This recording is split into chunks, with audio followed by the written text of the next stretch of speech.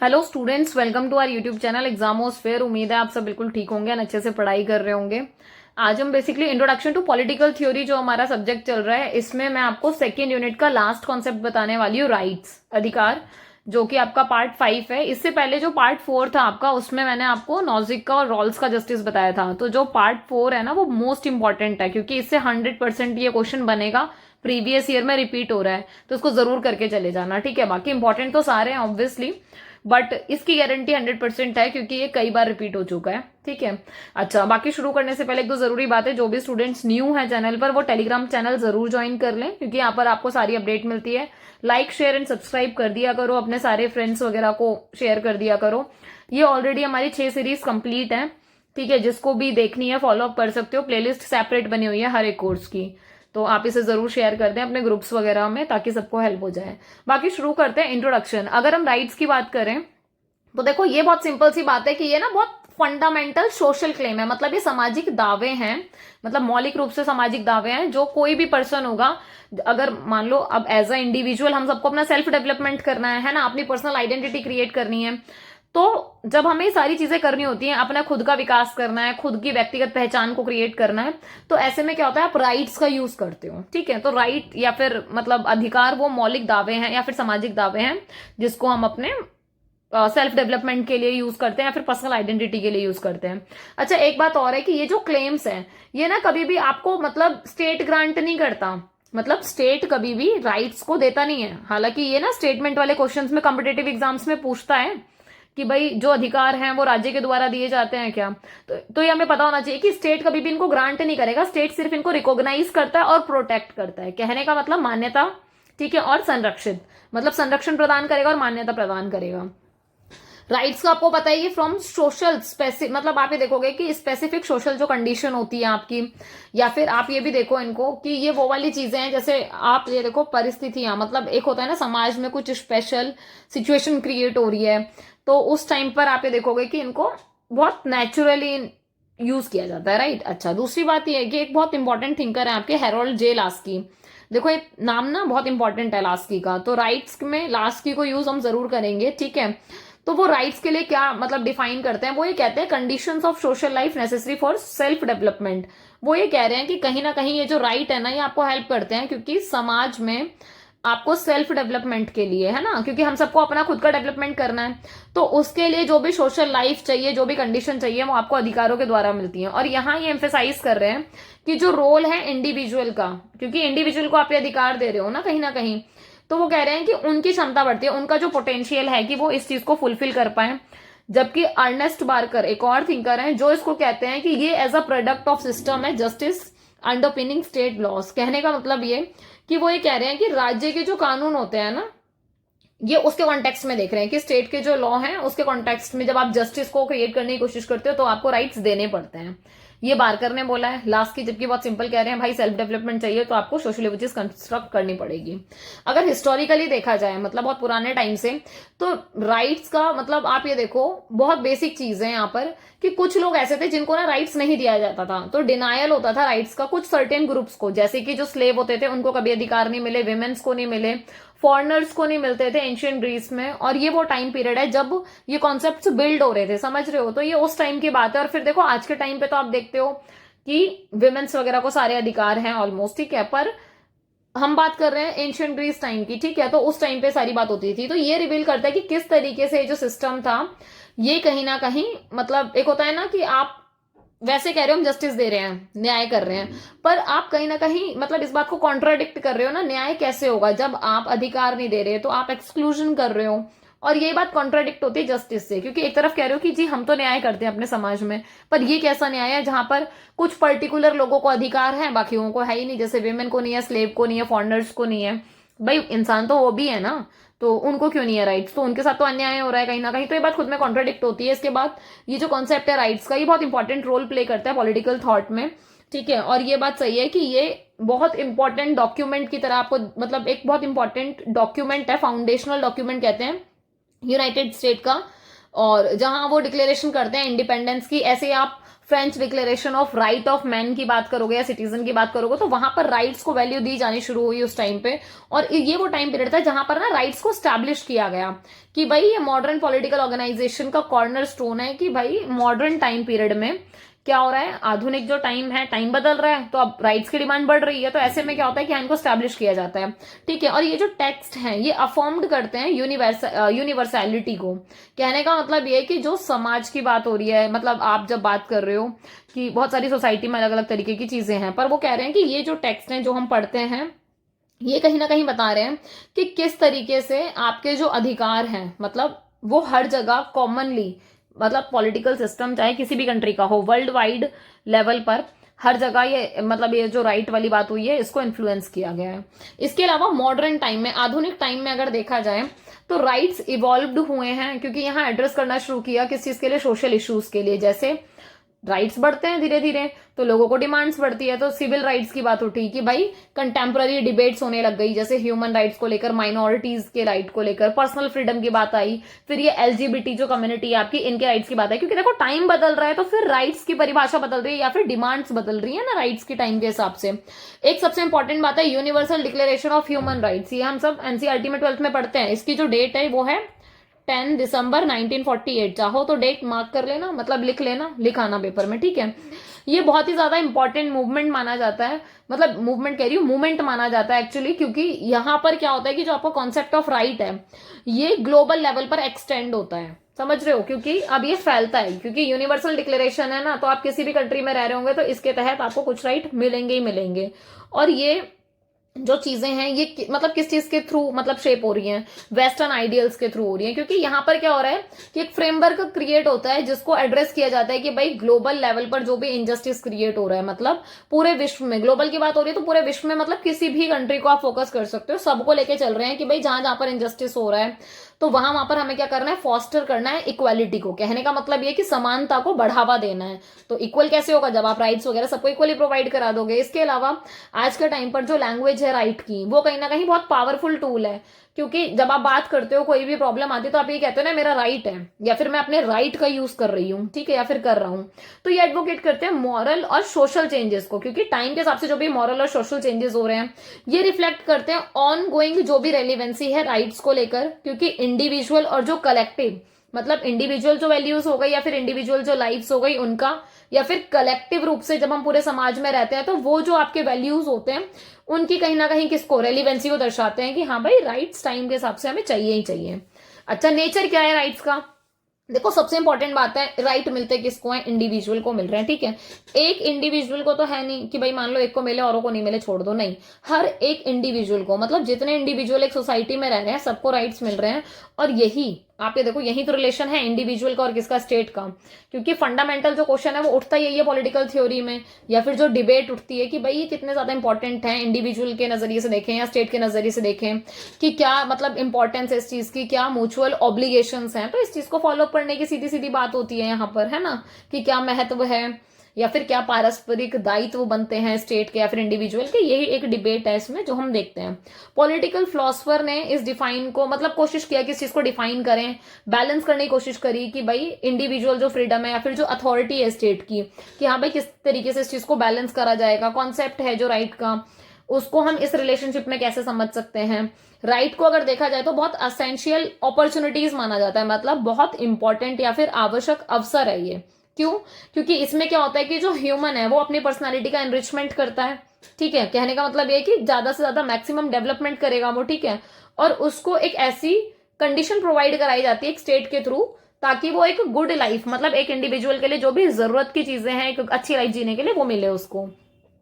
Next है आपको merely ये जो, मतलब ये बात सही है कि ऐसा नहीं है कि ये वो मतलब एब्स्ट्रैक्ट आइडियल्स चीजें हैं जिसको हम फोकस कर रहे हैं। वो कह रहे हैं कि प्रैक्टिकली क्लेम है जिसको रिकॉग्नाइज किया जाता है, क्योंकि ये सिक्योर्ड भी होते हैं, इन्फोर्स किया जाता है इनको स्टेट के थ्रू, ताकि स्टेट भी इसको इसलिए इंश्योर करता है कि भाई उसके एरिया में जितने भी लोग रह रहे हैं उसके राज्य में सबको ये अधिकार मिले, ताकि सबके साथ जस्टिस हो सके, सबकी सोसाइटियल वेलबींग हो सके। समझ रहे हो? कहने का मतलब क्या है कि सबका भला हो सके समाज में।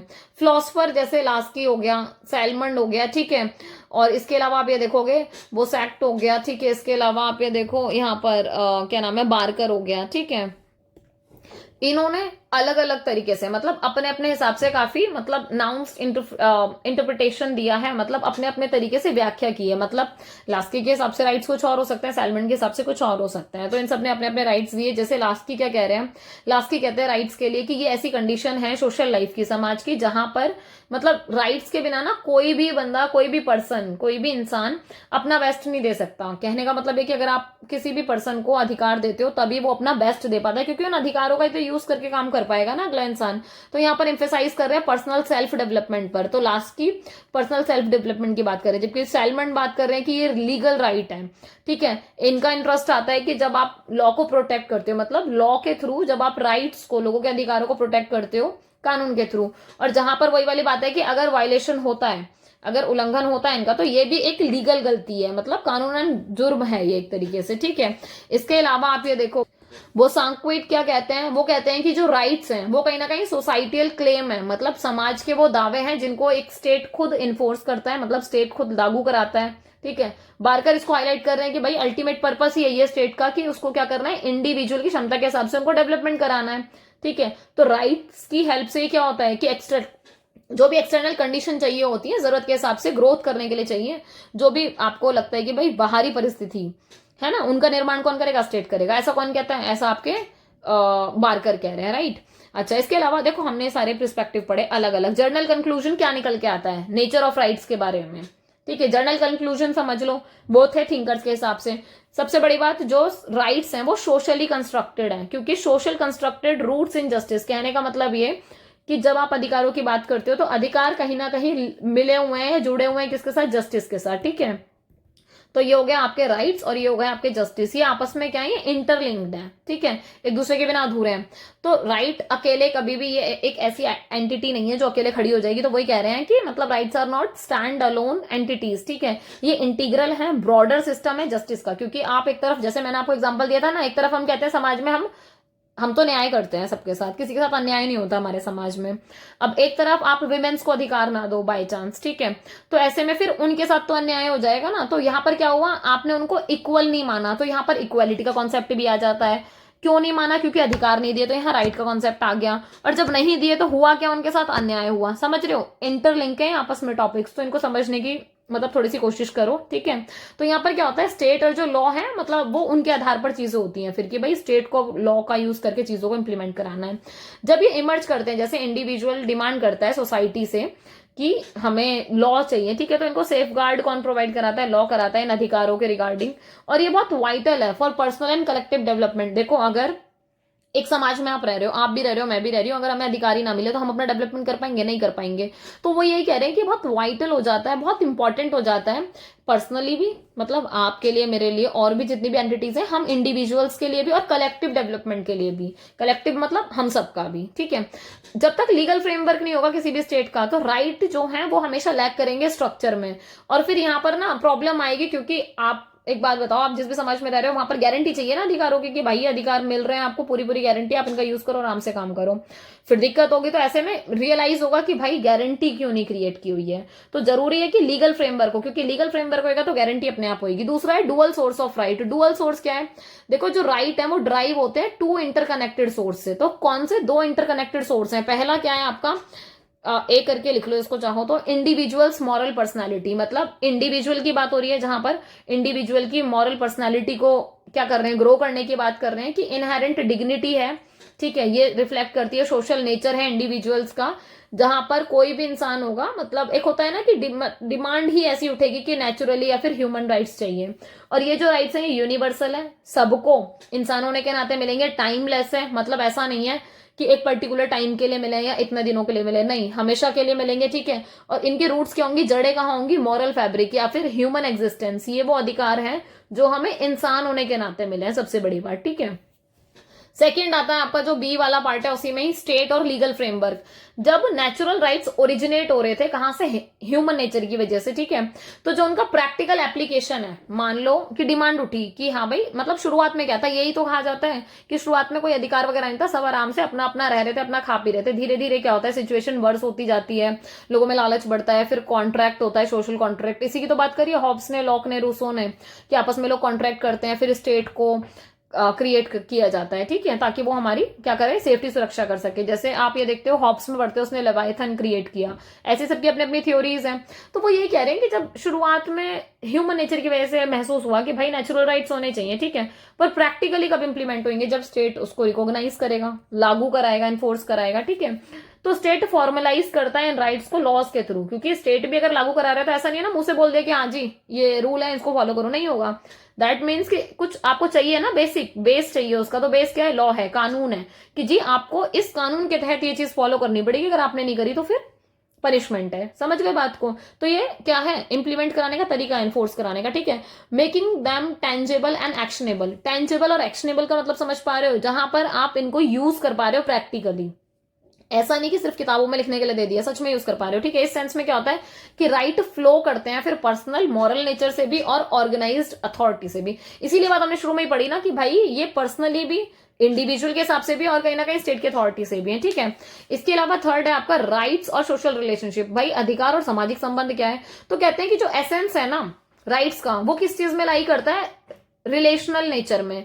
कहने का मतलब ये है कि जो भी आपका प्राकृतिक संबंध है वो उस पे बहुत डिपेंड करता है। इसके अलावा इंडिविजुअल की जो पोजीशन है समाज में, सोसाइटी में, वो बहुत इंपॉर्टेंट है। और अगर आपको मॉरल रिस्पॉन्सिबिलिटीज को इम्पोज करना है किसी भी, कहां पर, समाज में, तो यहां पर बहुत जरूरी है कि आप सिमिलर राइट्स को क्या करोगे, वैल्यू करोगे, रिस्पेक्ट करोगे दूसरे को भी, ठीक है। मतलब ये एक इंडिविजुअल है, अगर इसको राइट्स चाहिए, इसको चीजें फॉलो करनी है अपने डेवलपमेंट के लिए, तो यहां पर ये जो पर्सन है ना, इसके लिए भी करना पड़ेगा। ये जो सी पर्सन होगा इसके लिए भी करना पड़ेगा। ऐसा नहीं कि इसको स्पेशल प्रिविलेज दे दिया, इन दोनों को छोड़ दिया ना, सबको आप इक्वली करोगे, क्योंकि आपको सिमिलर रिस्पेक्ट करनी पड़ेगी ना एक दूसरे के राइट की। नेक्स्ट है आपका कि राइट्स कभी भी एब्सोल्यूट नहीं होते, 100% नहीं होते। इनका हमेशा स्कोप होता है कि जब आप एक्सरसाइज कर रहे हो तो ये लिमिटेड हो जाएंगे नेचर में। और लिमिटेड करेगा कौन, सोसाइटियल इंटरेस्ट। कहने का मतलब ये कि, कहने को तो मैंने आपको बोल दिया कि आपको फ्रीडम है या फिर आपको ये अधिकार है कि आप पूरे देश के किसी भी कोने में जाकर घूम फिर सकते हो, ठीक है। पर जहां पर डेंजर लिखा हुआ है, ठीक है, क्या आप वहां जाके घूम फिर सकते हो? नहीं, आपको पुलिस रोकेगी, सिंपल रोकेगी। क्यों रोक रही है, उनको पता है यहाँ पर खतरा है। तो ये सोसाइटियल इंटरेस्ट की भी बात हो जाती है, ठीक है, या फिर आपकी भी सेफ्टी की बात आ जाती है, जहां पर कलेक्टिव गुड की बात आ रही है कि सबका भला करना है, ठीक है। एक चीज और है, जब प्रिविलेज की बात करते हो, ठीक है, या फिर आप यहाँ बात कर रहे हो प्रीरोगेटिव कैटर्स की, या फिर जो स्पेसिफिक ग्रुप्स होते हैं, है ना, तो उनको भी थोड़ा सा ध्यान में रख के काम करना पड़ता है। इसके अलावा राइट्स जो होते हैं वो यूनिवर्सल होते हैं। ऐसा नहीं होता कि आपने पर्टिकुलर, जैसे हमने राइट टू वोट है, अब ये राइट टू जो वोट है ना आपका, ये क्या है ना, यूनिवर्सल है ये, समझ रहे हो, मतलब ये सबको मिला हुआ है। ऐसा नहीं है कि, जैसे आप इंडिया कॉन्टेक्स्ट में देख लो, ऐसा है कि हमने विमेंस को नहीं दे रखा, ऐसा है कि हमने कि किसी पर्टिकुलर कास्ट को बाहर किया हुआ है, किसी पर्टिकुलर रिलीजन को बाहर किया हुआ है, या फिर ऐसा कुछ है कि रेस के बिहाफ पर, या फिर मतलब किसी भी बिहाफ पर, समझ लो डिस्क्रिमिनेशन जैसे हम करते हैं, तो ऐसा किसी भी बिहाफ पर नहीं है, तो यूनिवर्सल है सबके लिए, ठीक है। तो वो ये कह रहे हैं कि ट्रांसेंडिंग जो भी आपका मतलब डिस्टिंक्शंस होती है, जैसे बर्थ के आधार पर, caste, creed, religion, economic status, इन सबको आपको साइड करके क्या करना है, सबको इक्वली प्रोवाइड करने हैं, ठीक है। और ये यूनिवर्सैलिटी को इंश्योर करता है, मतलब जो भी आपकी एक होता है ना सार्वभौमिकता, कि भाई सबको इक्वली वो चीज मिलेगी, ठीक है, उसकी बात करते हैं। और ये राइट्स सर्व करते हैं ये as a unifying principle, unifying या फिर यूनाइटेड के फॉर्म में समझ सकते हो, क्योंकि सोसाइटी कैसी डाइवर्स है, समझ रहे हो, अलग अलग धर्म के लोग हैं, अलग अलग कास्ट के लोग हैं, ठीक है, पर स्टिल यहाँ पर प्रिंसिपल कौन सा फॉलो हो रहा है, यूनिफाइंग का, कि भाई सबको एक करके हमें चलना है और चीजें करनी है, ठीक है। अच्छा, नेक्स्ट है आपका, आप यहाँ देखोगे फोर्थ वाला, evolution of right with societal development, कि भाई इनका जब विकास होता है तो मतलब जैसे समाज का विकास हुआ तो अधिकारों का भी विकास हुआ, तो राइट्स जो है डायनामिक है, ये हम सबको पता है, ठीक है, ये इवॉल्व हुए हैं, मतलब alongside socio economic and cultural change. कहने का मतलब जैसे समाज में आप देखोगे सामाजिक, आर्थिक, सांस्कृतिक परिवर्तन हुए, तो जैसे समाज परिवर्तन हुआ ऐसे ही आपके जो राइट है वो भी परिवर्तन होते चले गए। जैसे इनकी डिमांड शुरू हुई, फिर है ना, जब डिमांड उठनी शुरू होती है तो यहाँ पर स्ट्रगल होता है किस चीज के लिए, इनको रिकॉग्नाइज करने के लिए, राइट, तो रिकॉग्निशन का स्ट्रगल हो गया, ठीक है। और जब एक बार ये एक्नॉलेज कर दिए जाते हैं स्टेट के थ्रू, मान लो एक स्टेट ने कह दिया कि जी हमारे राज्य में पर्टिकुलर ये राइट्स हम देंगे अपने लोगों को, ठीक है, तो वही फिर आगे जाकर फॉर्मलाइज राइट बन जाते हैं, क्योंकि वो स्टेट के द्वारा लागू कराए जा रहे हैं। एग्जाम्पल दे रखा है जैसे रिकॉग्निशन ऑफ लेबर राइट्स या फिर इन्वायरमेंटल राइट, डिजिटल राइट्स, ये सब रिफ्लेक्ट करते हैं कि किस तरीके से कंटेम्पररी सोसाइटी की नीड बढ़ रही है, जरूरत के हिसाब से इवॉल्व हो रही है, तो ये वाले राइट्स भी पैदा हो रहे हैं नए नए, वरना पहले तो राइट्स नहीं थे, डिजिटल राइट नाम की कोई चीज नहीं थी, लेबर राइट्स नहीं होता था, इन्वायरमेंटल राइट्स नहीं होता था, बट टाइम बदल रहा है तो जी ये भी बदल रहे हैं। इसके अलावा जो अडेप्टेबिलिटी है ये इंश्योर करती है इन राइट्स की कि ये रेलिवेंट रहे। कहने का मतलब राइट्स बना दिए, मान लो एनवायरमेंटल राइट बना दिया, पर अगर इनको अडेप्ट नहीं कर रहे तो कोई फायदा नहीं है। तो बहुत जरूरी है कि इसको इंश्योर करना कि रेलिवेंट तरीके से काम करें, रिस्पॉन्सिव हो, क्योंकि एक बात और है कि जब कॉन्टेक्स्ट जो है ह्यूमन लाइफ का वो अगर चेंज होगा इन राइट्स के बिहाफ पर, तभी वो चीज फ्रूटफुल मानी जाएगी। नेक्स्ट है the contextual reality of rights. कहने का मतलब अधिकारों की जो प्रासंगिकता है या फिर उसकी वास्तविकता है, उसके कॉन्टेक्स्ट में कह रहे हैं। तो ये कहते हैं कि जो ये राइट्स हैं ये कहीं ना कहीं क्लेम कर रहे हैं एज यूनिवर्सल, क्योंकि सबको मिल रहे हैं ना सार्वभौमिक तरीके से, ठीक है। इनका जो कंटेंट है या फिर इनकी जो एप्लीकेशन है, एप्लीकेशन समझो जब इनको लागू कराने की बात हो रही है, तो ये शेप करते हैं मतलब एक स्पेसिफिक हिस्टोरिकल या सोसाइटियल कॉन्टेक्स्ट में। कहने का मतलब ये कि अगर कहीं पर डिजिटल राइट्स की बात हो रही है, ठीक है, तो भाई एक बहुत कॉमन सी बात है कि डिजिटल राइट्स की बात सिर्फ वहां हो सकती है जहां पर डिजिटली क्या हो रहा होगा, डेवलपमेंट हो रहा होगा, सिंपल, ठीक है। तो ये एक स्पेसिफिक हिस्टोरिकल और सोसाइटियल कॉन्टेक्स्ट में यूज किए जाते हैं, ठीक है। दूसरी बात ये कि ये जो राइट्स हैं जैसे ये अवेलेबल है इंडियन सिटीजन्स को, तो हमें पता है कि पोस्ट इंडिपेंडेंस के टाइम पर ये एग्जिस्ट नहीं कर रहे थे, क्योंकि ड्यूरिंग कॉलोनियल टाइम पीरियड वो वाली चीज नहीं थी। जो चीज इवॉल्व हुई है 21वीं शताब्दी में, 21st सेंचुरी में, जो चीज अब मतलब इसका बेस्ट एग्जांपल है डिजिटलाइजेशन। पहले डिजिटलाइजेशन नहीं था अंग्रेजों के टाइम पे, तो तभी अधिकार की बात ही नहीं होती थी, किसी के दिमाग में भी नहीं था, क्योंकि पहले डेवलप तो हो जाए फिर हम बात करेंगे। तो सिंपल ये एक आपका बेस्ट एग्जांपल है। इसके अलावा सिमिलरली जो इंटरप्रिटेशन होती है राइट्स की, है ना, जब आप बात करते हो जैसे राइट टू प्रॉपर्टी है, ठीक है, आप ये देखोगे कि मतलब अलग अलग स्टेट्स में, अलग अलग कंट्री में, अलग अलग नेशन में इसके अलग अलग मतलब इंटरप्रिटेशन है, मतलब हर कोई अपने हिसाब से व्याख्या देता है इस चीज की, ठीक है। रिफ्लेक्टिंग कल्चर, यहाँ पर कल्चर, इकोनॉमिक, लीगल डिफरेंसेस बहुत मैटर करते हैं, ठीक है। और जब कॉन्टेक्चुअल की बात आती है ना किसी भी चीज की, तो ये कहीं ना डिपेंड करता है कि क्या अंडरस्कोर है, मतलब फ्लूडिटी ऑफ राइट्स क्या है बेसिकली, ठीक है। इसके अलावा कि जब आप बात करते हो making them both universal in principle and particular in practice, कहने का मतलब आपने वो यूनिवर्सल तो कर दिए, सार्वभौमिक तो कर दिए, पर पर्टिकुलरली प्रैक्टिस में कितने यूज आ रहे हैं वो भी ध्यान में देने की बात है।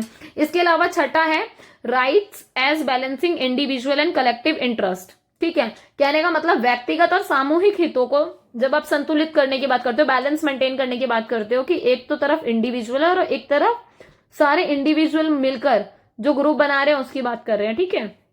तो इनको कैसे बैलेंस करना है, तो राइट्स जो हैं वो इनहेरेंटली टाइड होते हैं, इंटरप्ले करते हैं। वो इंटरप्ले समझ रहे हो, आपस में एक दूसरे के साथ, मतलब इंडिविजुअल की फ्रीडम और सोसाइटियल वेलफेयर दोनों ही मिलकर काम करेंगे। ऐसा नहीं हो सकता इंडिविजुअल को मत दो फ्रीडम, खाली इनको दे दो कलेक्टिवली, क्या ऐसा हो पाएगा? पॉसिबल नहीं, क्योंकि कॉमन सेंस है ना, इंडिविजुअल ही तो मिलकर क्या कर रहा है, समाज बना रहा है ना एक तरीके से।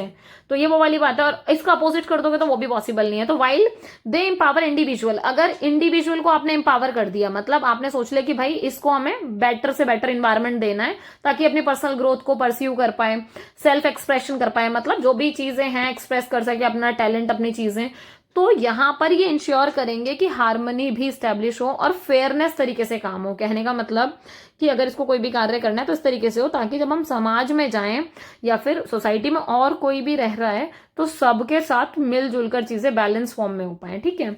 नेक्स्ट है आपका ये जो स्टेट है ये एक्ट करता है एज अ मीडिएटर, क्योंकि बैलेंस कर रहा है इंडिविजुअल क्लेम के साथ साथ कलेक्टिव गुड के साथ, ठीक है। तो बीच में बिचौलिया का रोल कौन प्ले कर रहा है, फिर मध्यस्थता कौन कर रहा है, तो स्टेट कर रहा है, क्योंकि और वो करता किसके थ्रू, ऐसा तो है नहीं कि बीच में आके बैठ जाएगा और एक तरफ एक सोसाइटी बैठी जहां सारे इंडिविजुअल है, एक तरफ सारी सोसाइटी है ना, बात ही मतलब कोई रेलिवेंट ही नहीं है इस वाली बात में। तो ऐसा कभी होता है क्या? नहीं होता।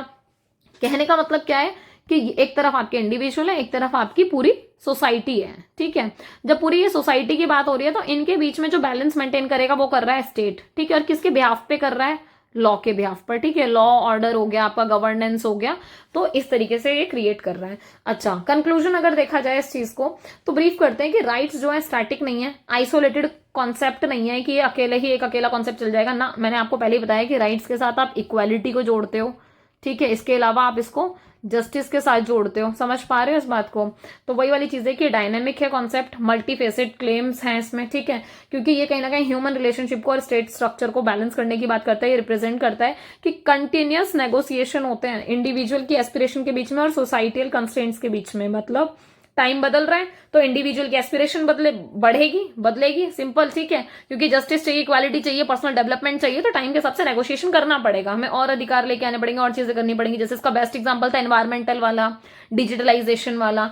तो जब आप चेंज को एक्सेप्ट करते हो, अडेप्ट करते हो, है ना, सोसाइटियल कॉन्टेक्स्ट में, तो जो राइट्स हैं वो हमेशा रिमेन रहेंगे सेंट्रल, मतलब राइट्स हमेशा सेंटर पॉइंट रहेंगे। क्योंकि आपको क्या करना है, अपने समाज में जस्ट सोसाइटी को क्रिएट करना है और फेयर सोसाइटी को क्रिएट करना है, तो इसीलिए बहुत इंपॉर्टेंट है। अब मोस्ट इंपॉर्टेंट बात आती है नेगेटिव और पॉजिटिव राइट्स क्या होते हैं। देखो टाइम के हिसाब से क्या हो रहा है, अवेयरनेस आ रही है, अवेयरनेस बढ़ रही है इक्वालिटी को लेकर, जस्टिस को लेकर, तो ये बहुत ज्यादा मॉडिफाई हो रहे हैं कॉन्सेप्ट, ठीक है। जब आप बात कर रहे हो राइट्स को समझने की, तो दो क्रिटिकल वे आ जाते हैं। एक हो जाता है इंक्लूसिविटी मतलब समावेशिता, जहां पर सारी चीजें आ जाती है, मिक्स हो जाती है, मतलब समाहित हो जाती है ना, सब कुछ मिल जाता है। जैसे ये कह रहे हैं जो राइट्स हैं ये कभी भी एक्सक्लूसिव नहीं होंगे प्रिविलेज क्लास के लिए, जैसे फाइनेंशियल या पॉलिटिकल पावर देखकर कि भाई इन्हीं क्लास को ही राइट टू वोट है, पर्टिकुलरली औरों को नहीं है ना, यहाँ ऐसा नहीं है। ये ऐसे राइट्स हैं जो मस्ट बेनिफिट सोसाइटी ब्रॉडली, कहने का मतलब समाज में ज्यादा से ज्यादा बेनिफिट दे सके। ये ऐसे राइट हैं जो एड्रेस करते हैं वीकर सेक्शन को, मार्जिनलाइज्ड सेक्शन को, इसीलिए इसको इंक्लूसिविटी बोला गया, ठीक है। यहाँ पर स्टेट का रोल जो है वो एक्सपेंड हो जाता है, बढ़ जाता है, क्योंकि राइट्स कभी भी कन्फाइंड नहीं रहेंगे, ठीक है। क्योंकि ये हमेशा किस चीज के मतलब लिमिट्स में रहते हैं, स्टेट की अथॉरिटी में। और यही नेगेटिव राइट है कहीं ना कहीं, क्योंकि नेगेटिव राइट का मतलब यही हो गया ना कहीं ना कहीं कि क्या हो रहा है, जरूरत है तो जरूरत के हिसाब से स्टेट अपनी अथॉरिटी को यूज कर लेगा इसमें। बट ये बात भी सही है कि यहाँ पर मतलब इन्वॉल्व किया जाता है प्रिस्क्राइबिंग द स्टेट्स रिस्पॉन्सिबिलिटी, मतलब पॉजिटिव राइट। अगर आप स्टेट की रिस्पॉन्सिबिलिटी को देख रहे हो तो पॉजिटिव तरीके से।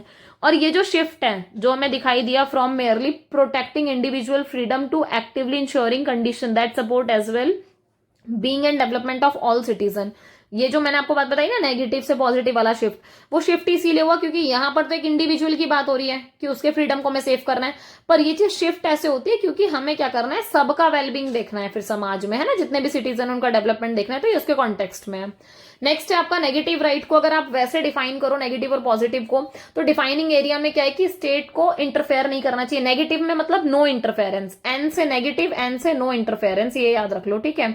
ये कहते हैं कि सेफ गार्ड करेंगे इंडिविजुअल की फ्रीडम को, जैसे थॉट, कोई भी थॉट है वो अपना क्रिएट कर सकते हैं, एक्सप्रेशन मतलब अपनी बात एक्सप्रेस कर सकते हैं, एसोसिएशन संघ वगैरह बना सकते हैं, ठीक है। एग्जांपल के लिए जैसे freedom of thought and expression है, ये इंप्लाई किया जाता है कि जो स्टेट है वो कभी भी रिस्ट्रिक्ट नहीं करेगा, कभी भी रोकेगा नहीं किसी भी इंडिविजुअल को, अगर उसको कोई स्पीच देनी है, अपना कोई ओपिनियन शेयर करना है तो भैया आराम से कर सकते हो, कोई दिक्कत नहीं। पॉजिटिव में क्या आता है, यहां पर स्टेट की ना ड्यूटी आ जाती है कि एक्टिवली वो क्या करेगा, एनहांस करेगा सिटीजन्स की लाइफ को, है ना, सिटीजन की जो लाइफ है उनको। तो यहाँ पर ये इंश्योर करता है कि एजुकेशन सबको बराबर मिल जाए, हेल्थ केयर प्रॉपर हो रही है, लीगल एड्स प्रोवाइड हो रहे हैं नहीं हो रहे। एग्जाम्पल दे रखा है जैसे प्रोवाइड करना यूनिवर्सल एजुकेशन सपोर्ट सिटीजन्स, कहने का मतलब अगर एजुकेशन है तो सबको इक्वली देना, ऐसा ना हो कि किसी पर्टिकुलर कास्ट को अलाउ नहीं कर रहे, विमेन्स को अलाउ नहीं कर रहे, मेन्स को नहीं कर रहे, ये सब ना हो, ठीक है। इंटेलेक्चुअल डेवलपमेंट की तरफ ध्यान देना, और ये सारी चीजें आपको पॉजिटिव राइट्स में दिखाई पड़ती है, ठीक है। पॉजिटिव राइट्स इंडिकेट करते हैं कि सोसाइटी मतलब सोसाइटी को अगर आपको ग्रो करना है तो किसकी रिस्पॉन्सिबिलिटी आ जाती है, यहाँ पर स्टेट की रिस्पॉन्सिबिलिटी आ जाती है, ताकि वो क्या करे, लोगों की लाइफ को इंप्रूव कर सके और उनको हेल्प कर सके ताकि वो अपना सेल्फ डेवलपमेंट कर सके। एग्जाम्पल दे रखा है जैसे right to medical care, right to work, right to legal aid, ये सारी ऐसी चीजें हैं जो स्टेट की जिम्मेदारी है कि वो प्रोवाइड कराएगा। जैसे आपको पता है राइट टू लीगल एड, मान लो कोई अपना वकील वगैरह नहीं कर सकता तो सरकार की जिम्मेदारी हो आपको वकील प्रोवाइड कराएगा, ठीक है। ये क्वालिफाई करता है पॉजिटिव राइट्स के लिए। और कैपिटलिस्ट जो स्टेट होते हैं वो कहीं ना कहीं मतलब एक आप ये समझते हो मतलब जानते होंगे कि वो प्रेफरेंस दे देता है नेगेटिव राइट्स को, क्योंकि वहां पर अलग तरीके के थॉट प्रोसेस फॉलो होते हैं, जबकि जो सोशलिस्ट वाले होते हैं वो पॉजिटिव को थोड़ा सा फॉलो कर देते हैं। अच्छा, इसके अलावा जस्टिफिकेशन, अगर हम राइट की बात करें, जब रिस्पेक्ट की बात आती है फिर जस्टिफिकेशन की बात आती है राइट्स के कॉन्टेक्स्ट में, तो इनको एग्जामिन किया जाता है टू प्राइमरी मतलब फिलोसफिकल अप्रोचेस के माध्यम से, ठीक है। तो पहली जो अप्रोच है, एक तो है आपका डिओन्टोलॉजिकल मतलब स्टेटस बेस्ड राइट्स जो होते हैं, ठीक है। एक होता है जो कॉन्सिक्वेंशलिस्ट मतलब या फिर इंस्ट्रूमेंटलिस्ट होता है, हिंदी में इसको मतलब स्थिति आधारित बोल देते हैं। एक हो जाता है आपका परिणामी या फिर सहायक अधिकार जो हो जाते हैं उनके कॉन्टेक्स्ट में, ठीक है।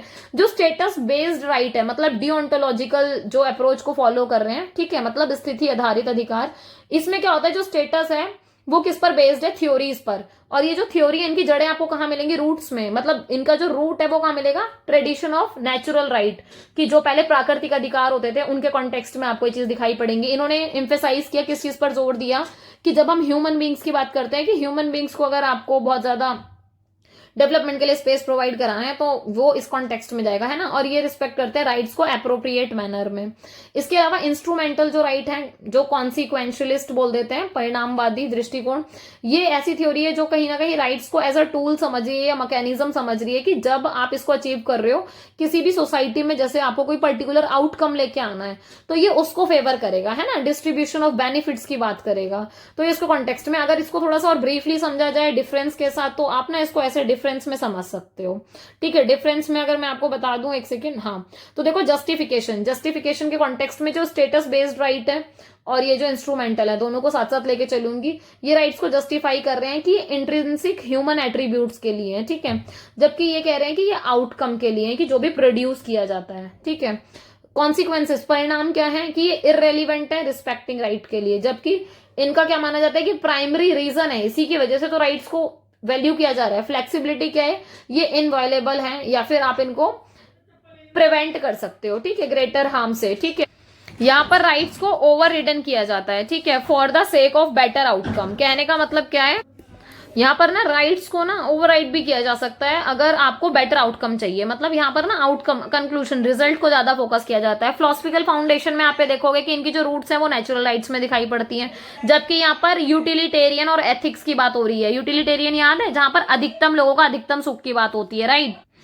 यहाँ पर ना बेसिकली ना आपको की थिंकर दिखाई पड़ेंगे। तो स्टेटस बेस्ड राइट में आप ग्रोशियस, हॉब्स, लॉक, नॉजिक को यूज करते हो, और इंस्ट्रूमेंटलिस्ट में रॉल्स, डॉर्किन और सेन, अमर्त्य सेन की बात हो रही है वैसे यहाँ पर, ठीक है।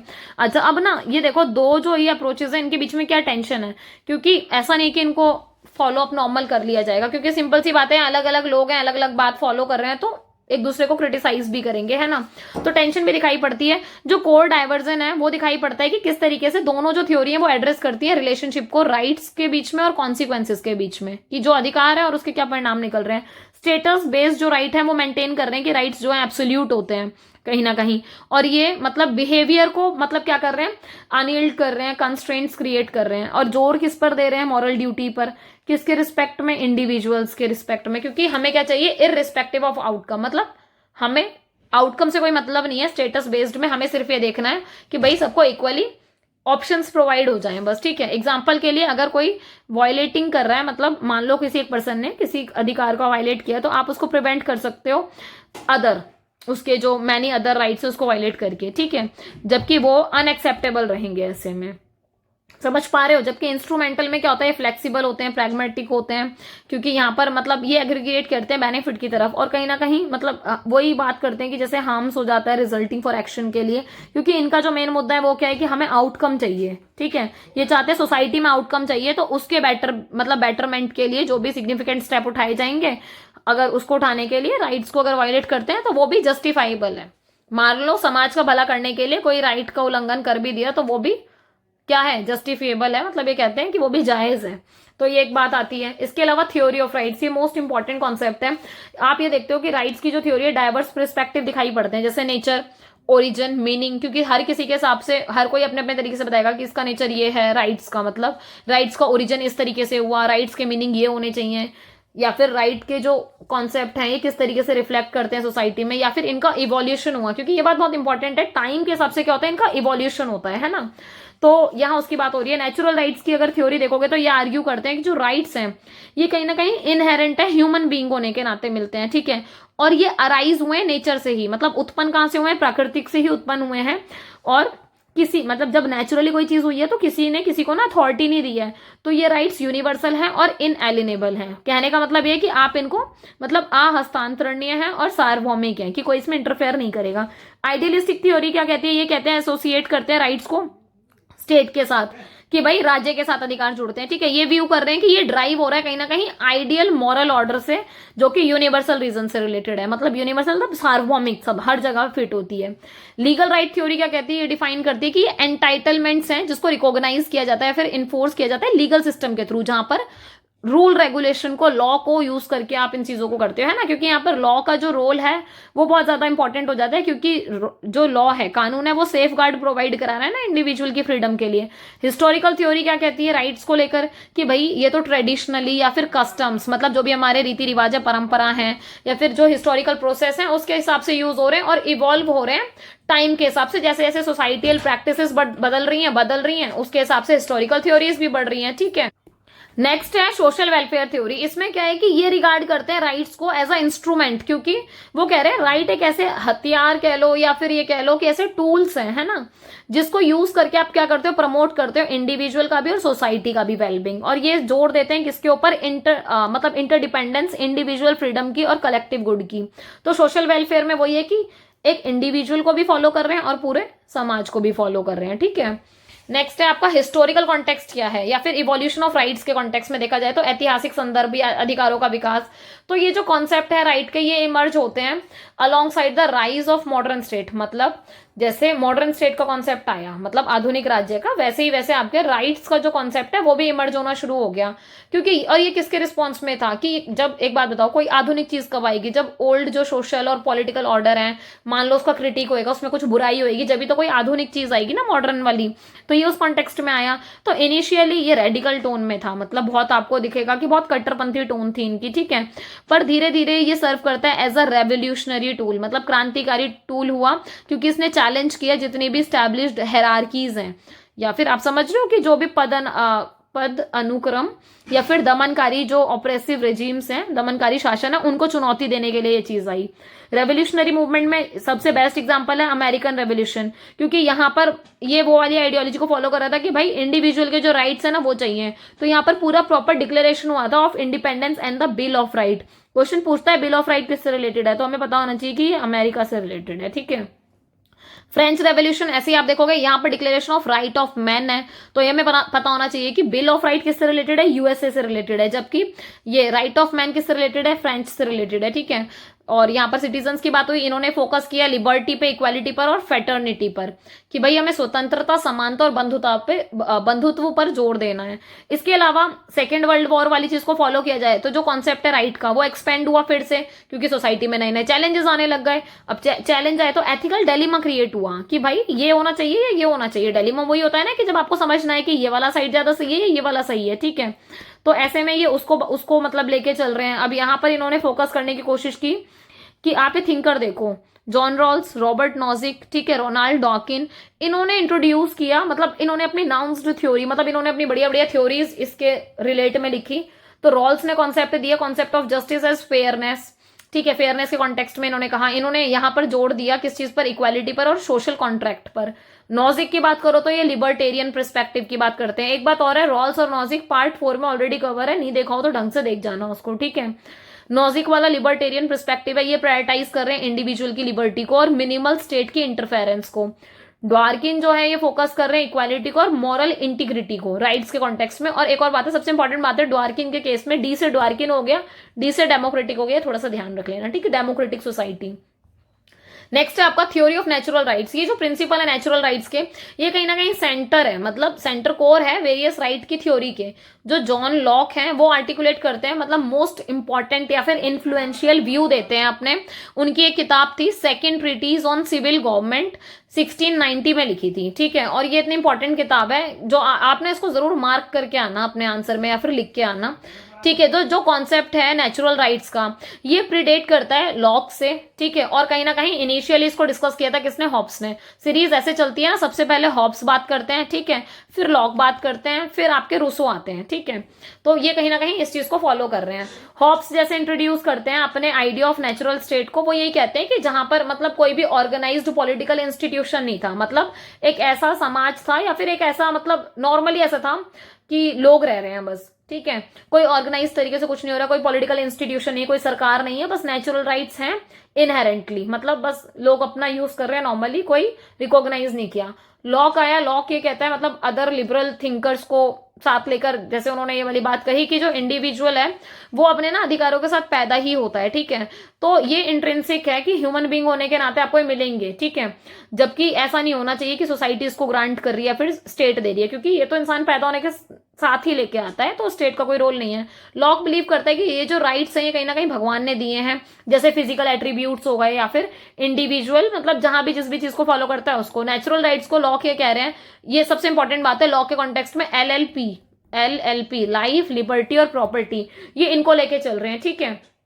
जबकि हॉब एम्फेसाइज कर रहे थे राइट टू लाइफ इंपॉर्टेंट है, जबकि रूसो जो है वो फ्रीडम और इक्वालिटी को थोड़ा ज्यादा जोर दे देते हैं। तो हम लॉक को ज्यादा फोकस करते हैं राइट्स के कॉन्टेक्स्ट में, ठीक है।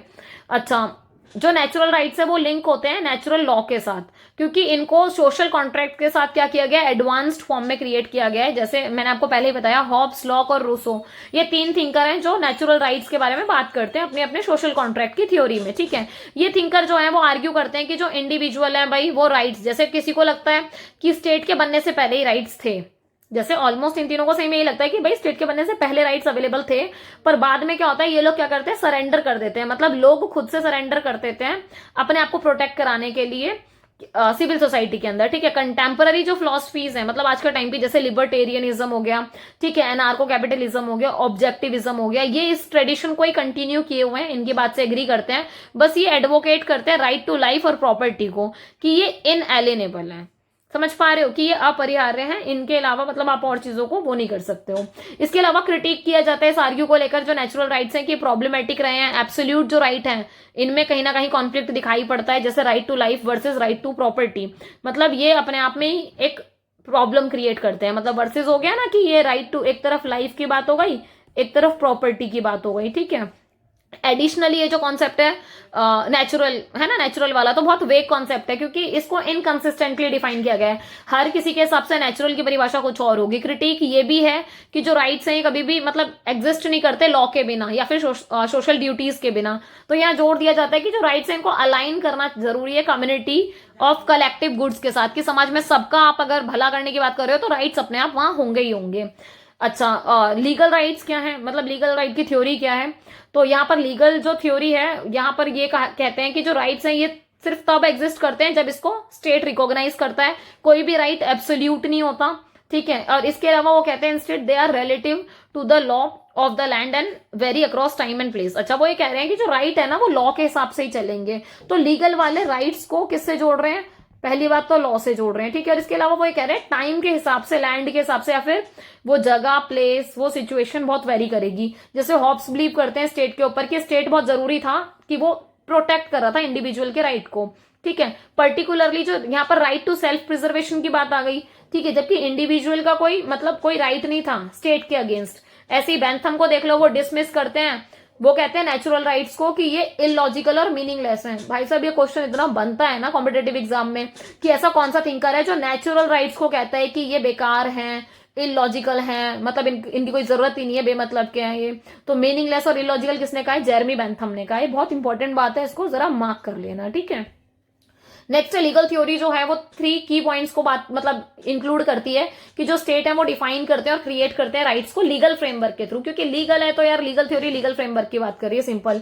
स्टेट गारंटी देती है और इन्फोर्स कराती है इन राइट्स को, क्योंकि लॉ का यूज कर रही है और लॉ को ही इवॉल्व कराकर इन राइट्स को अपहोल्ड कराया जाता है, ठीक है।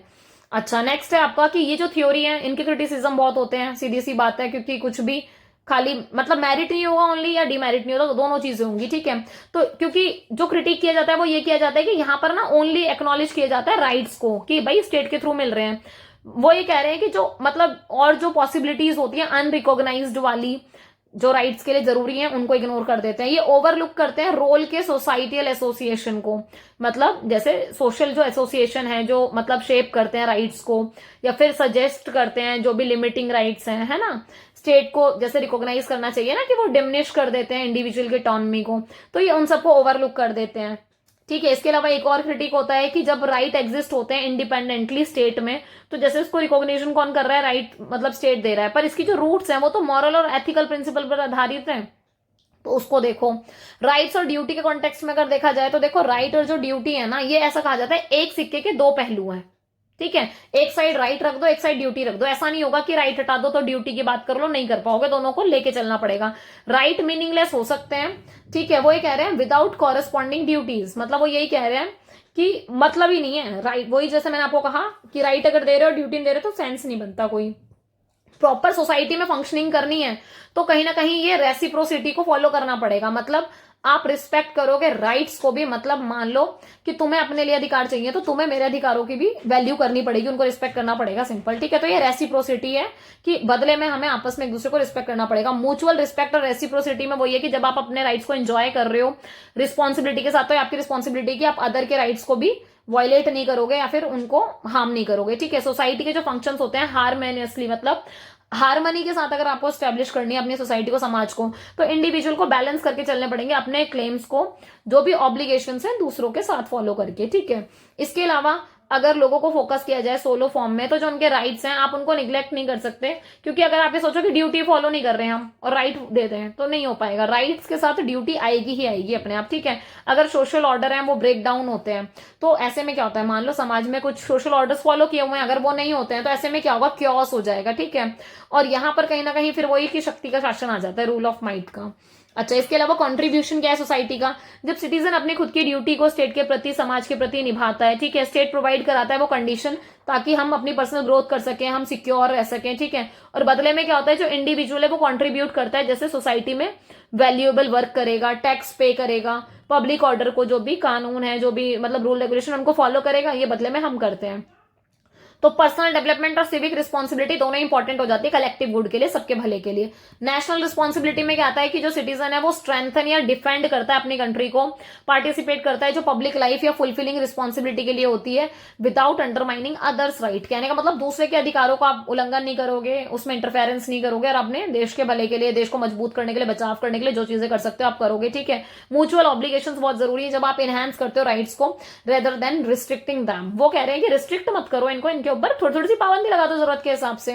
नेक्स्ट है सोसाइटल स्टेबिलिटी, जब सोसाइटी में वैल्यूज की बात आती है कि जब आप राइट्स को वैल्यू करते हो ओवर ड्यूटीज, है ना, तो ये बहुत ज्यादा रिस्क हो जाता है डिसइंटीग्रेशन का, क्योंकि भाई अगर एक ट्रू सोसाइटल स्टेबिलिटी चाहिए समाज में, एक आपको पक्की स्थिरता चाहिए, तो बहुत जरूरी है कि आप इस चीज को बैलेंस करके चलोगे पर्सनल राइट्स के साथ साथ कॉन्ट्रीब्यूशन टू कॉमन गुड। मतलब ये नहीं सोचना कि भाई मेरा मेरा भला हो जाए, समाज का तो छोड़ो, मुझे क्या करना, ना, आप अपने साथ साथ पूरे समाज के भले के लिए सोचोगे। तो इंडिविजुअल हमेशा इस चीज को डेमोन्स्ट्रेट करेगा कि जो राइट्स हैं वो कहीं ना कहीं सोसाइटी के वेलफेयर में काम करेंगे, यूनिटी बनी रहेगी उनसे, और इसी से क्या होगा, प्रोस्पेरिटी शेयर होगी, मतलब कहीं ना कहीं समृद्धि बढ़ेगी हमारी आपस में। डिबेट है ह्यूमन राइट्स को लेकर, यूनिवर्सलिज्म और कल्चरल रिलेटिविज्म को लेकर।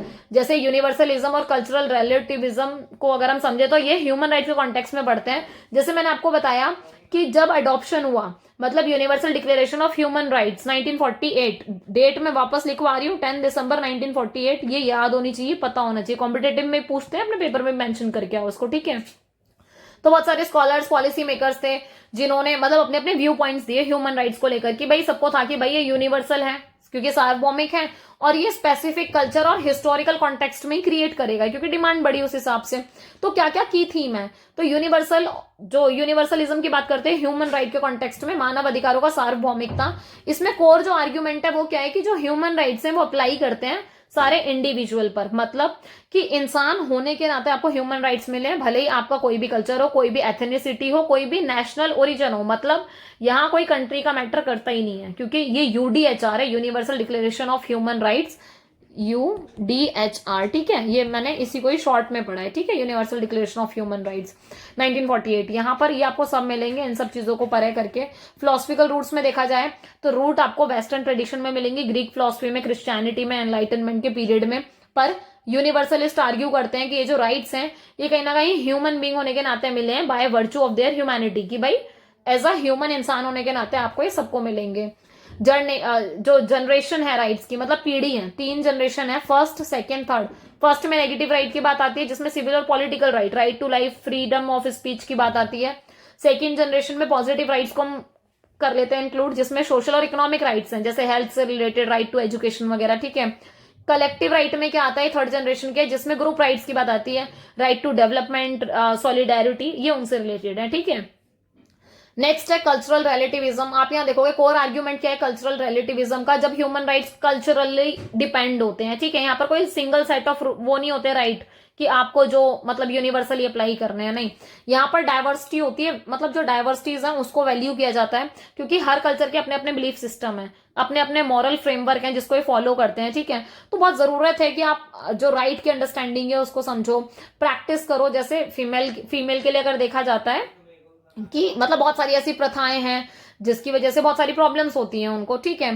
तो ऐसा कहा गया है, जेनिशियल म्यूटिलेशन कहने का मतलब ये है कि जैसे मतलब जो उनके अपने पार्ट्स होते हैं विमेन के, तो उनको मतलब जैसे प्रैक्टिस किया जाता है अलग अलग तरीके से, ठीक है।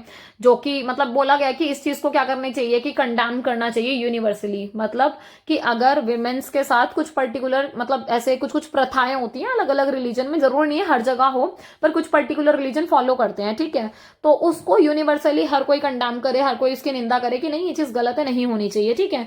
तो इस चीज को डिफेंड करते हैं रिलेटिविस्ट की, क्योंकि ये कल्चरली बहुत सिग्निफिकेंट रोल प्ले करता है। क्रिटिक किया जाता है यूनिवर्सलिज्म का कि मतलब जो कल्चरल रिलेटिविस्ट हैं वो यूडीएचआर को एक फॉर्म ऑफ वेस्टर्न इंपीरियलिज्म समझते हैं। वो ये कहते हैं कि भाई ये हमारा तो बनाया हुआ है नहीं, वेस्टर्न वालों का है, तो ये कहीं ना इंपीरियलिज्म है, वो थोप रहे हैं हमारे ऊपर, इम्पोज कर रहे हैं एलियन वैल्यूज को, ठीक है। किसके ऊपर? जो नॉन वेस्टर्न सोसाइटीज है, मतलब वेस्टर्न वाले नॉन वेस्टर्न के ऊपर थोप रहे हैं। तो ये आर्ग्यूमेंट है कि जो ह्यूमन राइट्स है वो कहीं ना कहीं प्लूरलिस्ट ऑफ कल्चर को रिफ्लेक्ट करते हैं। पॉइंट ऑफ टेंशन क्या है यहाँ पर? Moral authority. वही यूनिवर्सलिस्ट आर्ग्यू करते हैं कि जो फंडामेंटल ह्यूमन राइट्स हैं वो कभी भी ओवरराइड नहीं हो सकते, मतलब ओवर रिडन नहीं हो सकते कल्चरल प्रैक्टिस की वजह से। रिलेटिविस्ट यही कहते हैं कि आप इसको काउंटर करो एक्सटर्नल वैल्यूज को इम्पोज कर कर, क्योंकि जो लोकल ट्रेडिशन है, ऑटोनॉमी है, वो बहुत इंपॉर्टेंट है, क्योंकि उसको कमजोर करेगा फिर ये। लीगल और एथिकल जो इम्प्लीकेशंस है वो ये कह रहे हैं कि ये एम्फेसाइज कर रहे हैं कि जो इंटरनेशनल रोल है उस मतलब इंटरनेशनल लॉ है उसका क्या रोल है ह्यूमन राइट्स को इन्फोर्स करने में, लागू कराने में, ठीक है। जबकि जो रिलेटिविस्ट हैं वो आर्ग्यू कर रहे हैं कि भाई जरूरत है, क्योंकि कल्चर जो है वो बहुत सेंसिटिव है और रिस्पेक्ट करना जरूरी है लोकल गवर्नेंस को। एग्जाम्पल है कॉन्फ्लिक्ट का, जैसे जेंडर इक्वालिटी की बात हो गई, एलजीबीटी राइट्स की बात हो गई, फ्रीडम ऑफ रिलीजन की बात हो गई, क्योंकि ये सारी ऐसी चीजें जो यूनिवर्सलिस्ट जो आइडियल्स हैं वो अगेंस्ट होते हैं कल्चरल रिलेटिविस्ट परस्पेक्टिव के।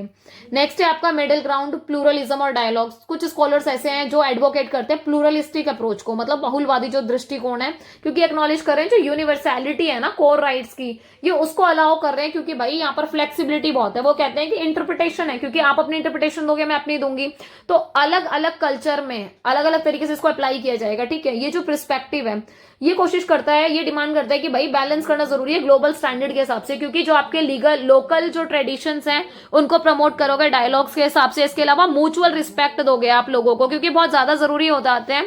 जब आप इक्वली रिस्पेक्ट दोगे तो ज्यादा बढ़िया चलेगा, बजाय कि आप डोमिनेट करो एक दूसरे को, ठीक है। इसके अलावा इसका कुछ डिफरेंसेस है, यहाँ पर डिफरेंस क्रिएट किया हुआ है यूनिवर्सलिज्म में और कल्चरल रिलेटिविज्म में, ठीक है। अगर आप लोग चाहो तो इसको रीड कर सकते हो रोककर, वही बेसिक चीजें हैं, बस शॉर्ट में लिखा है, काफी इजी हो जाएगा इसको पढ़ के, तो एक बार इसको रीड आउट कर लेना, ठीक है। बाकी ये यूनिट हो गई आपकी कंप्लीट, बेसिकली एक सेकेंड, यूनिट सेकेंड आपके सारे कॉन्सेप्ट कंप्लीट हो गए हैं यूनिट सेकेंड के, ठीक है। यूनिट थर्ड का आपका बेसिकली दो पार्ट्स में मैं लेके आऊंगी, पार्ट 1 एंड पार्ट 2। मैं बहुत जल्दी इसको भी डाल दूंगी टाइम से पहले, डोंट वरी, आपको एग्जाम से पहले डल जाएगी और आपको रिविजन का टाइम भी मिल जाएगा, ठीक है। इसके अलावा एक जरूरी बात थी कि आप लोगों के लिए एक गुड न्यूज भी कह सकते हैं इसको, राइट, क्योंकि हम लोग वेबसाइट लॉन्च कर रहे हैं अपनी, तो नोट्स वाली जो आप लोगों का डिमांड था ना वो बहुत जल्दी सॉल्व हो जाएगा, तो मैं आपको बहुत जल्दी उसकी डिटेल्स शेयर करूंगी, ठीक है। बाकी तब तक के लिए पढ़ते रहो, आगे बढ़ते रहो, अपना ध्यान रखो, लाइक शेयर एंड सब्सक्राइब जरूर कर देना, टेलीग्राम चैनल जरूर ज्वाइन कर लेना जिस भी स्टूडेंट्स ने नहीं किया है, ठीक है। All the best for your exams, बाकी बढ़ो आगे, बाय।